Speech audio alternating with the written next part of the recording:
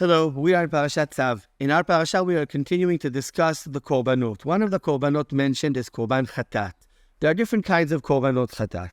One kind is korbanot chatat, that their blood is put on the mizbeach outside. And other korbanot chatat are those that their blood is not brought to the courtyard of the Mishkan, but rather inside of the Mishkan, either on the mizbeach or in other places inside the Mishkan. There's even a pasuk in our parasha that there's a big dispute. What kind of korban chatat is this pasuk referring to? Meir Simcha Kohen Midvinsk and the Meshech Chochma uses this discussion in order to explain the essential difference between korbanot chatat chitzoniot, the outer korbanot chatat, and the inner ones. And he says, Mishkan resembles our personality. It resembles how we are built. The inner part of the Mishkan is reflecting what happens in our soul and in our minds, and our more deeper aspects of our personalities.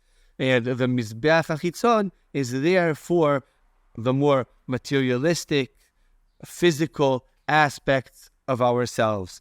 And the Korbanot Chatat, the ones that the blood is put on the Mizbeach outside, is there to atone for mistakes that we have done because of our materialistic, physical aspects. But the korbanot that are brought inside are there to atone for deeper problems, things that have to do with misunderstanding the Torah, things that have to do with wrong intentions, things that come from the inside. And therefore, we need to atone for them on the inside. And I think that the lesson that we can learn from this differentiation is a very important one. We could have said, you made a mistake, you made a ched, bring a korban chatat. It doesn't really matter what is the aspect that one needs to atone for. But the Torah teaches us, when we want to fix something, we have to make sure that we're fixing the right thing and that we're putting our efforts in the right place.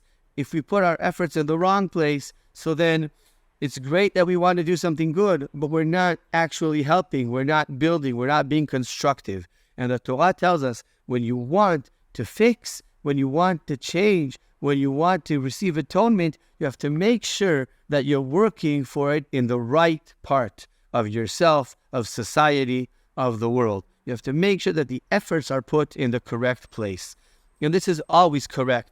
And it's, of course, correct also for the Israeli society, that when we see things that are wrong or not working correctly, things that need to be fixed, we have to make sure that the efforts are put in the right place and in the right way. If things are done in the wrong way and in the wrong place, so then it's not going to help.